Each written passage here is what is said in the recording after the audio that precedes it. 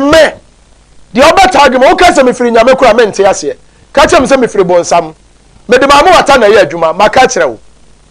tie ne ye o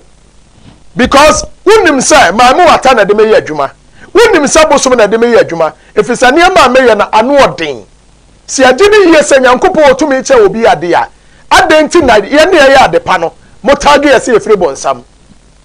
ennam kontompo na hwe ase ama no kure di ade ennam me yanka no kure nche nipa Sametra TV ona me hwe niam bi a me wo maame mienu bi ennam ebu o mabaso obi ti se mama efe amano e wo Nhyira FM hwe adwuma maame wa ba be ye wo Ghana ha nkrofo mama efe aboa won hwe obi ti se antena omu nyina firi mama efe asirimu na eba hwe nyuma kase ye ka sofo a me huru so obi a kranika abone mi won na ye sofo nyamesum ne sai nyamesum ne so obi ko hwe akunafo no huru ahiafo mobo no odi mobrofo asem ye dai emma won wani nyamesum what you say si abahwe akunafo ye be ko prisons ye be ya doye wani nyamesum o Kristo se wa nya ma wunua no wa nya amame ti samde nkontompo ne nabraba kwaje obi ade na asama make sanya no kore na mo me de nabraba na me de agi nipa na de a me wia na ma sa grand ma brand me wo se me ye nyame nipa ade ba na che so ye nyame nipa ne obi adwempa woni tirim nyame nipa ne obi a ohunu nipa mobro nyame nipa ne obi a wadwe mobrofo no di mobrofo asem won sa nipa na efa nyame nipa nyame nipa wo si aza akwanso enti me chia ma efe ba bia obi a ne ma chia antena ba bia obi a hwe afi last time na me TV ho anana mo social media me hwebi obi asore sai afi bia du antena ntoma wo che ene se do si huru akurafo mobo no eya bonsam no de ye eya rituals look at this Ghana mo me antu ebo ase ma hwe bedu ba bi ye nya boafo ba kokora o because kani bia wo ye yie bia ya tagere sai onfiri nyame enti sai mo ma hunu sai nyame oni tumi enti mi anka me hwe bonsam me pa bonsam na ya kana me hwe no na kema kwakodi na chi because fans ni nyina bonsam dia menua mo me nsua de yanka no kora nche ya ho ye ho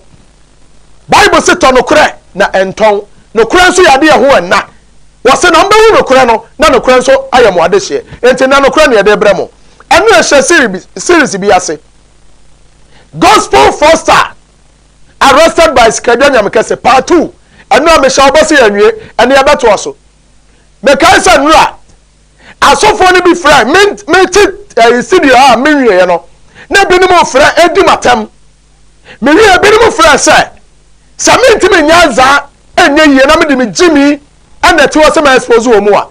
mentwen na de aba me so na so me ni ame de me ka ti wo se me menti wo kwa na so hia me na to bitu wo na nto a wo be wu abu a medane ma wu frata ma wu easy mamri wo to me yam me kanya sasam kire wo me de menti wo kwa wo me ka no kura kire wo obi nim ka so otimi dane abo a munim so odi agoro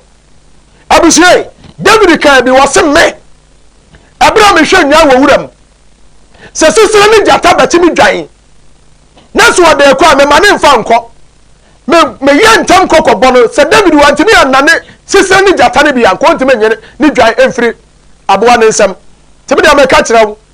edu ba bi no Bible say edom ni kire Yesu so ko mu panako no na Jesus ya da wo yirai etu nyankopɔ timi yira na ti aso dem na so ya yira duro ya bɔne a eya wan ka so adwene me de mento akwa me ka kire wo enti onipa bi a wo be greedy na sofo bi abo pa sa bra na be hia me hia me ne mu ampam asem no anko oni mu asem ankyere me a na ska dwanya me ka se nyu na frɛ me na nka ba na nya me ka se wada me tufo hwɛ yie wo fa mfa ma me a me nyusu police o me nyusu sunsumu police ni sunsumu soldiers wudi me ho agorade me ti ba ye wasase we so no ewia se beta wani aja wo mabo me dia no odi force kadwa me number ni 0453 011 926 yes ya de wo do me adomi kosi wo ta me so ata me yie na de aba ne so ane ya sa ba bewuram Gospel Foster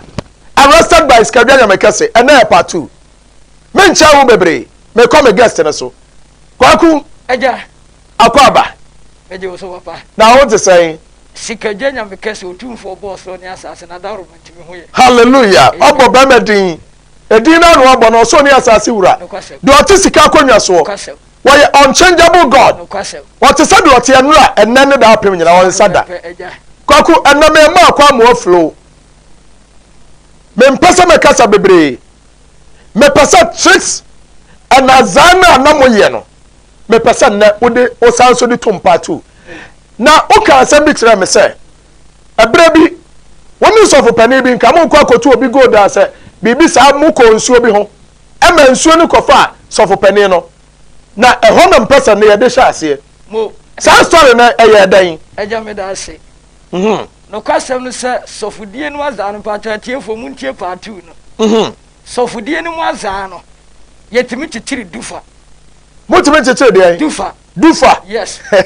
yetimi titiri dufa homa kokko homa tuntum ede mpane awurawuram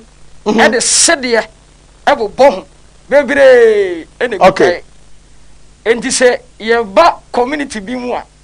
ne ye supermarket e wo ho na CCTV camera emmo ho no ye kogira wo se ye taade na ye hwe na wo nhwe ya ne ehuru dufa na to baabi kwakuto bo ase mo ankasa mo shabda tete dufa de sede ebobo ho mpane ye sisem sede ebobo ho mpane ye sisem no ma shabda ko supermarket CCTV camera emmo baabi a CCTV camera emmo ho no na mo amako jaa sa de ndo ya to ase de ye taade me to we wo dan ho na me huru ya to baabi na no mo de to a mo de ye dan ye de to akọ ade tie ba be hyenko se obi pese ogu odwuma no na me pa so sa ni para mo de koto na oye ni pa mo nim ne dada ana oye obi amonim no mo ni nye free ye nim no obi amonim no obi amotime de ye no ye no sasa yi che mu ya huri du fa na to ho ye ko ade tie me san ba se me tade ewo ha na maka che o se ebia brother sister owo me ewrade kasa kire me na obi pese o se wodwuma no kora no san bugu no obi di adura be se o story o se ada o ye sofo no ewrade kasa kire me ka asem de akire honhom lead mi se ha o be na dufa na ya kire ne da ho wan kasa so ntimi ntam cause uni honhom what o be de no watam sofo tamma me ye ntam no kwaje se ye ho nema amekota na iboda ma ye ne dai jisa me de adokro na tiwade ka no ansana matam dufa ke homa me 5,000 kray normal because dufa de powerful one no charge 15 million ye baba me ko fa ko shino so wo fa dufa na akwa no na me goda ma wende wo je ni 15 million na supermarket kasi ye be gu no na me je 5,000 na no ko a wo project wo se wo ye comfort ana wo project wo se odifo me kasa se obi ewurade de me ye adwuma na ewurade amma mani o kasa mete na so ye difo prekope yes ti honhom ni lead me akire me bi eda what enti du fam panye ne sede ebo ho de wan kasa wuntimi mfa ya mfa da kwa ebi a mi fa nko boda wa se ye ho adwuma ti be 5,000 ye normal 15 million normal ko kroma ko pe oil bi aye spiritual way samayi bi be 20 cedis bi ma be ye nyama tamako some question me kwa me sound ko tumi fie because me sound ya ko be fufuro sound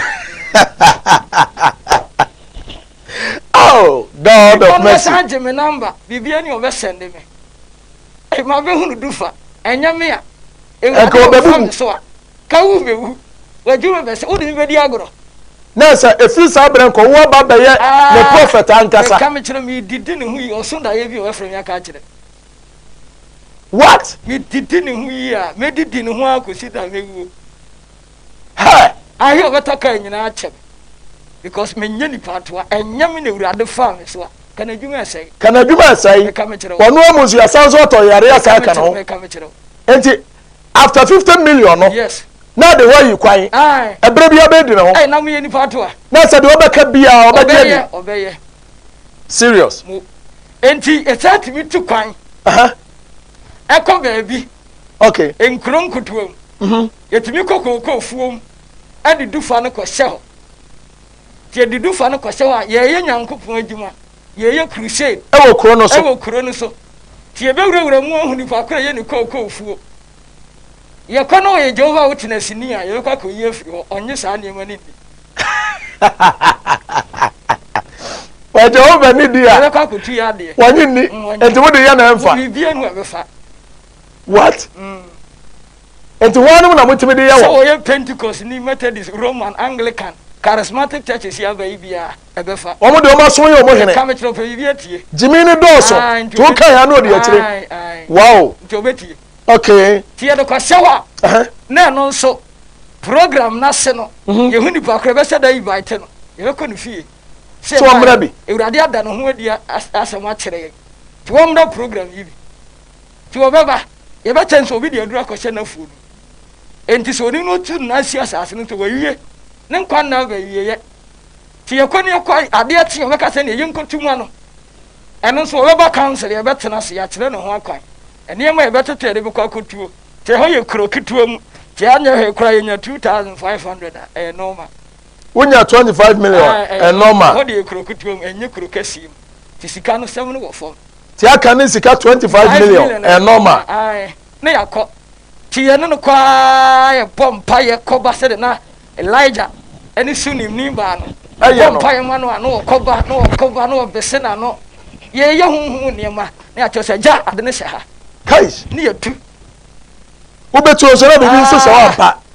ida se ye de be kwa hye ho ana se ye konudu fakuta ye be mana ba mana wo ba mana no ne aka chen se eye twinsiegum nse na dufa ne sementa adiem ebi atade se ma tetera no na dufa ne sisem twinsiegu ye twinsiegu ana mi masim pompa ye de mi sa wuram a na mi ma yi dufa ne firmata ade ne magumo se na tentensie no se ya man kan kire ha ke be kun bi dufa be 7 o yi o 7 life what twe free asase ne wa mara beto nsuo na ni be ni pa ne to sa me kam kire be 7 ye 7 life na we na ye ne sofu pani bi ko ba bi ha ekoye bie kokofuom na yekoye na bensu efe ni densu aso densu yes na ensu ada ayankrama mu ana kwasem na ensu ne tetefo akere se gold wo mu ama yemfa gold emfira wontin ko ensu ni aso densu no o gold more yes enti se wo ko ne nche na gold wo ho a o kere se wo ne yepe na se yemfa sika nkono nchen wo ko ne nche de ona akopɛ ne sika ne bie ti se wo de bi fira bonten ko ensu no ho a na se wo pɛ o kere se on ne yepe okay na sofo no mare ring no e good sofo no wa ya na yire wade na na yire de ring ase no e good one yes na sha ne nsa yes enti o yes sign bia me hu se urade ho e wo no so e no yes auto nsie no eno ano no ha eno ano nsie na fa he na de ne ko sa no ayira abusia kwa kutobu ase ansa menu ya wotie me asama wotie enye bosrem ka ho me medical ka cho se ade bia me ye bia me yema no kore no mentumi nye biribi amfanti anokore nipa medical ka kire wo woye a person from nowhere anko oba me ma so dem ne ma be ya za abra minimo oba na eja che no ana na wasaka na dua o ka na num asem wonu a wotie me pesa na wotie nsam a ekoso yi ebia no obi aba oncha de sa adwumade we ya kan sai why sha sa adwuma we bi e de brewo mi bie wani na ma bie wadwenem no hwa hu ye no ohun se oduma nko obo wi ase obo so ne asase no o fa ho ma awurade to kenka job a wo se onyame ne hu ye hu fa ho bono e na ahonyo sum nyame papa ne yie ensum azafo no wona wote wona se so many years na ne man ko yie no ena me kan fuska dwanya me kase ene ba na nya me kase ma wate everlasting power palace it's a place to be to me kan ebra na yan sumaja e ho de konkon na bobra me ya za e ya me yan kasa masem e di ba ya me patcho number ni 0453 011 926 0453 011 926 na me ka o say wo YouTube so e ya sikadwanya me kase TV e wo YouTube obetimi akọ okọ ma bomode subscribe channel ne maye na like page no na share videos ho no uri me notification bell no so said be ya bra no be ya de video tumu a won sabetimi aka bie na bra baka buso eko no ho me pa cho me da ase momo line no so na down na bia na person so yasere na aboa ye say betima tie TV no ka ya bra bia timi the message ya te say e de abrewo oni ahu tie me asama american wei me nka ho onu a okoye nazan e no woka enti yentie no asopem me pa cho me da ase kwaku enti osofo no on tu ade no wo ye bibia mahu ama nipa na wokoye na de na ginadi yes enu ye so oto esuo de nsuno mu oto mu na nsuo ne fa no ana say munipa na nsuo ne de ne kono nipa na mo koye na de no enu o se mu nipa na nsuo ne kono yentimi anya ho hwe odifo okuta tumi nsuo timi afa yentimi anya ho hwe na mo koye di ba na mo bo ye bo Yesu Kristo Jesus Christ mo bo Jesus din na mo di Jesus din koye aza ena nsuo timi fa mo no kwasem afa osofo no ye de nim say ya aza nti yentimi anya ho hwe entimi pa to mutimi yi no yentimi anyi no because of say afa no me nim say wajare te me ye de no makoyi no ha ye be fie nso di 4 days ni ntimi nkan na yere nyam enche wo be wo aka 1 month pe sofo na yere nyam na aka 1 month pe na wawo ti ye de kwesi mpanimfo bi so ene etimi bo agusia amane ena on fa aka ne ko he ena mpanimfo ko ye ho amamere e bi ye fa no no e ho na sande no beto ye nso ye gina ho no e fa no no e de ne ko be 2 months ani ye hu ne ti mo wo ne ti se eso de na ko gidi enso mo ye ho ade ne ba bi e fa no o mo ye ho ade na eso ne sande ne beto ba bi e fa no no what a mighty God we serve e ho na me yam se ase se e se se me se ye din kwase asem ti wo se nipa se ase se sana bravo na emwa ha ti wa wuko sofo ne na mazam wa wuko sanim wa wuko kwaku asem we ese how many years in now how many months and how many weeks aja esi ya chebe mfie miensam wani about 3 years ago mfie miensam wani na ha esi ti dwumadi a yedi no sikafo mantam nyina de yewo ekwa ba so sikani bi o mantam ekwa ba so na minim ne fie ti ade asane mitimi ko tutu fence wo no ho ne de dufa ne hye ho sikani ne fie no ade asa yes no we wa ko tutu ne fence ho ade ahye ho na de dufa na kwa hye ho na 3 weeks pe e ho befu na so de ko hye nya da no na obeta akwa akoka me pe mode anya kwan bi so na me na nya encounter na ma kire ne se bi na nipa bi pese de ye no on pese o free bi a be 5000 e bazaro na bra bo be miserable ha se ne ya plot enti wo pa omra fo no nya ne sikasem ene na kasesem nyina nto nche we ye can spirituality enye physicality what na mpanso obeba fo obetie ye be ye nema ye betu ne ho bedwuru ye yie ka be fie obefa ya damfo one ye be kwa aba bibia no wo face spiritual problem bia obefra ye beje no what kwaku asema wo kan na me okoko krache bi wo wasa amamfi na papa no na yire na ba menchen mese me share all the facts na menya damfo bi onso ye difo me money din me ne ko share wo Israel FM me ni preach ya no onso me sorry ya ona na eba na akwa ne ka che me se me de me jeja me ho no correct me pa me ne nko yes obetimi ama wo wa pie free man no ne bedroom no correct direct yes ne de agini sika no correct me bisa ne se kwa ba so waso wontimi nkyere me na mo ye kɔ de obaya na me ya me de mani be hunu no correct wo wi a obɛkyere me na me so masua no correct na me se no me ntumi nye kwaku sa ne ma nyina mutimi ye papa metimi ayi kwa ala bi ti afiri witirim kwa ala bi ti kwa da bi ni timetimi ayi afiri witirim so me meti ya no obayi kwa da bi afiri witirim kwa bi afiri timetimi ayi bi afiri wuto ama wo ho adwira wo se tumi wo ho enso ya na kwa da bi a wo wu ana se hwade bi se ye de obi a bi a ya boni dua ana se bi elephantiasis bi ma na na ya style ti se jepim no na ma se ne nkoma ka atre ne se ye de aponkyerani bi ase ne nanim e wo sunsum yesa aponkyerani ni free mu ansa na na ne ho ato enne mi be yi aponkyerani ni life what am obi ehunu se ewurade tumi ntiase enti me kono te se jalabia we yesemi ano no ma ye ne ketewa bi a ye ne buttons okay e wa ha aponkyerani ni semi ha o sematade na aponche no ya aponche ne a wo wonkwa na aponche ne a wo aponche ne wo wonkwa na de na se wo nsa ho sematade sa aponche ne wonka enti me pacho obeka body na wonka body obeka body no say sika na mepe sika de wo pe sika tumi bibia bi sika nti wutiri ma ye den abo aponche ne hyewa ne hu nyunyunyuru wo titiw nyina ka me ho pa se ho fa ho bi sika ne ko pe sika enti wa sami ho nyina me na mikuta microphone me nsa we mi him ma ye ne sei wa ka sanko a siem kai mo mera mi sio bucket ma on fa ne nan ni sim nipa na ne nan ne ya no ni e de nan na sinsuo bucket no ama me na me nsa se ne nan hu pawura didin kasa pompa na se me ni fo na se mi pie buttons na no anan na abo na firi ho ba beto ade ni nsio no ankata nsio ni di kaka na ye mbie buttons no pese opie on fronteni ni nsio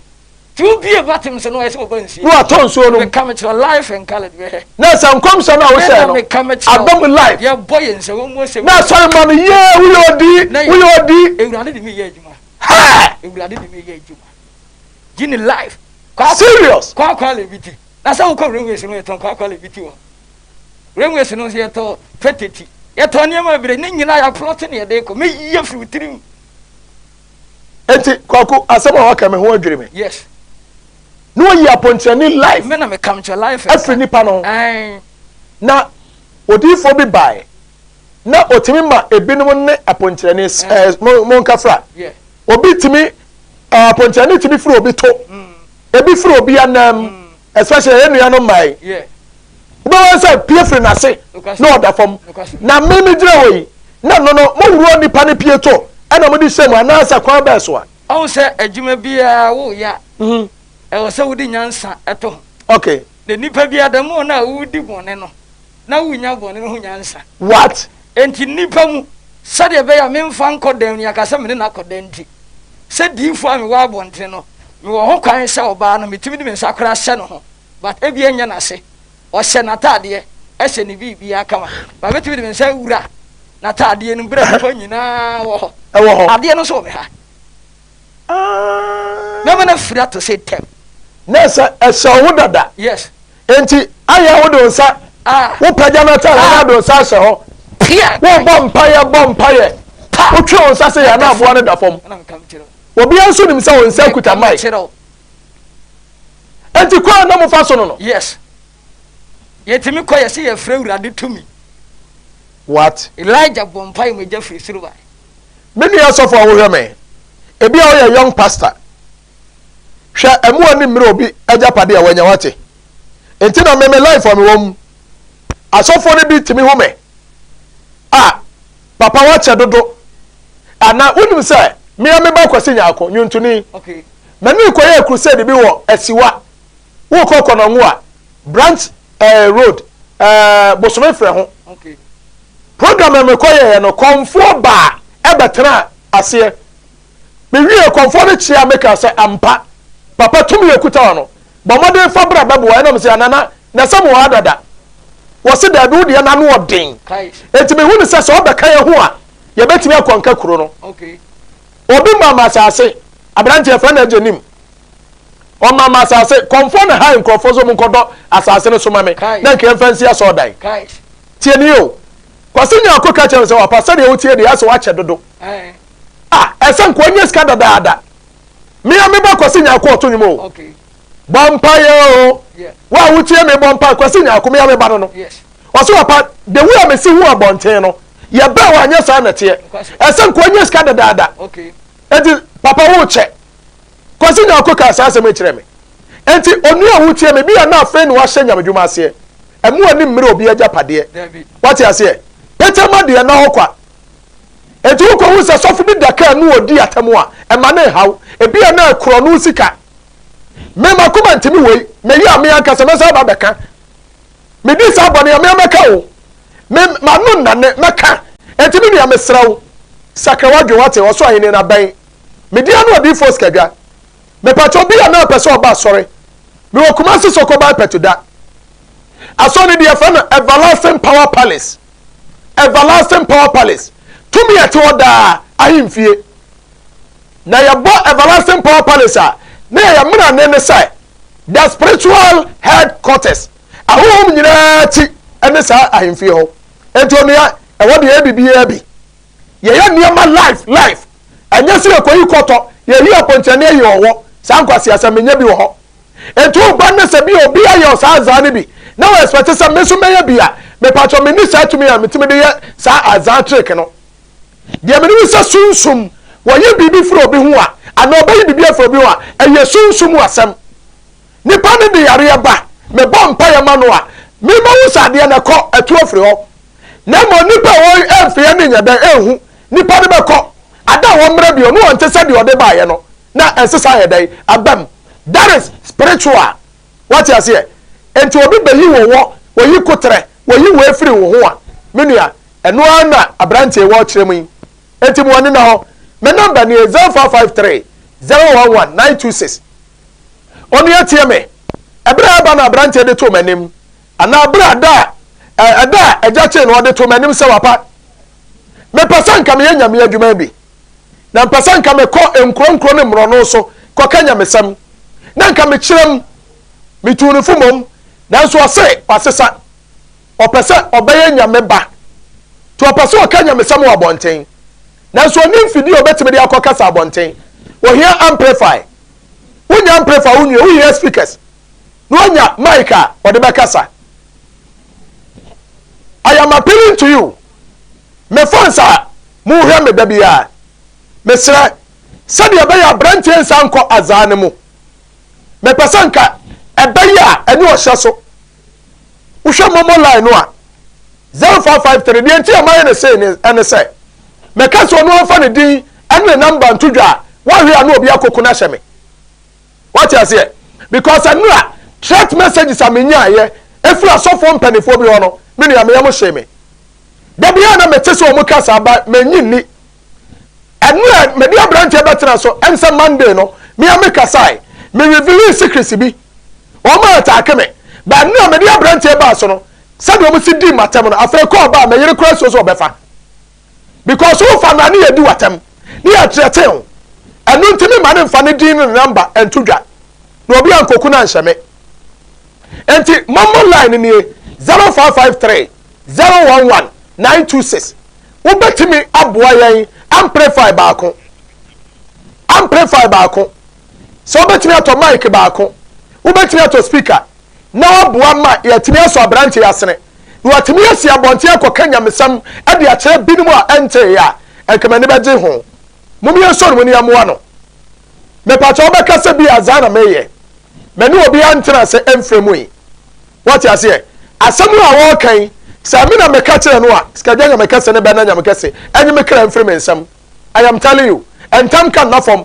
etonua meka asɛm tro do kyerɛ wo fa number na so frɛ na bua wo frɛ a ɛmfrɛ medi atem asɛm a yɛ nokorɛ na sɛ odi sɔfo kan a adɛnti ne yɛka asɔfo abrante ne tra sɛ no ano ɔse ɔnti meka sɛ asɔfo pa ne wiase yɛ wɔ asɔfo papa yɛwɔ Pentecost asɔfo ɔmo di sɔfo kan yɛwɔ Methodist Roman ɛne nsɔre ahodo a ɔmo di sɔfo trodo sɔfo kan na nɛ obi bi odi sɔfo kan bi a ɔbɛbrɛ ɛkɔm a ɛbɛde wɔn nyɛ yize nipa kora ba wɔn nkyɛn a yɛntena wɔba ya no wɔsere away bus because wɔpɛ baabi a nada ne nkontompo wɔ minia mesɛ ɔsɛ mo ani na hɔ yɛwura 2024 mu yɛbɛgye wiase ne nyinaa bɔ so ɛnokora ne yɛde ba sɛ gyana no yɛ den meto me nsafo bibi apɛ sɛ ɔba Tete Atinpon show yi so ebi a woyɛ spiritualist woyɛ difoɔ woyɛ sɔfoɔ anaasɛ woyɛ kɔnfoɔ woyɛ malam woyɛ mesegyidie bi a wowɔ bi a aha yɛ nsɛm woyɛ ɔdoma nkoma sikadwa yɛ mekɛse na nsa no adwuma bra na nso bɛkyɛ ogidie ɛkwa ne da hɔ number ne 0453 011 926 na meka o says yɛwɔ YouTube so sikadwa nyamekɛse TV bɔmɔden na kɔ na subscribe ma yɛ wo a like page no na share videos na ho no na me notification bell no so said ya be ya bra no bia ya de video to so a won sa beka bi abrante o hye fast enanso ya nwie ya ba sa akọ na efia da ne memeda sa agya makwaya mesa de na babiew o kire de me manager na ho me kakra o kire obi fo ne beba show yi so this week me ne no asi ntimi nkasa mo fa nche me this am interview say ya lady best and so gina home enti obesan ba kwaku ya de dwuma de na ekwa wiye wo last word ne say if ya do obesan ba enti papa de me ka kire tiefo nyina ne se obi ebeka che obi se odifo sikaja 1 omfiri nyankopon bia na eyetoro efise onyankopon te pomam nsemi hu so obi de pomam bo asibonten na Emma mu bie wa de poma na bom edani moja enso nyame nte poma sani pa no ofiri hwan asam sebe ofiri wakonta wase ana edi dem beta me ka kire Ghana fo nyina ne se ewurade nyankopon pagya obi adwene etimi du standard bia na wajin ruwa de wo kan bia no hunu kwase asem nse no kureturo do wow enti obi bia ntu ana mon emfa na nkire everlasting power palace chapel na oba otumfo sikaja nyamekese ne ben na nyamekese omo bo soro ne asase wow bese no hunu nyam ewo na bramu hallelujah hallelujah hallelujah otie ni no hefo wo hwe me na wotie me sikaja nyamekese asomdwe nka wate meda aseso age bre no wahwe yen asempetia ne okro bi afa na kaja bi ya ka ne nya bi a o kire nya bi nka enti na ya de show no esi wa ha media no di fo sikadwa me pa cho yo kuma se sokoban petuda kuma se sokoban ahodwo da ban sokoban na sokoban ekro kase na bro no efa no petuda eho no ma na ewo enti me pa cho me to me safrawo kwasi adanko na me ya sori kwasi adanko a enti wo hia me ya ba me kwasi ada me no betra se enkomo bia ode beba bia bedi na agya fam so ama akwankyere na so akoya ama empuntuo ne enkonimdi aba media no di fo sikadwa me number ye 0453 011 926 ubetimi afa lai no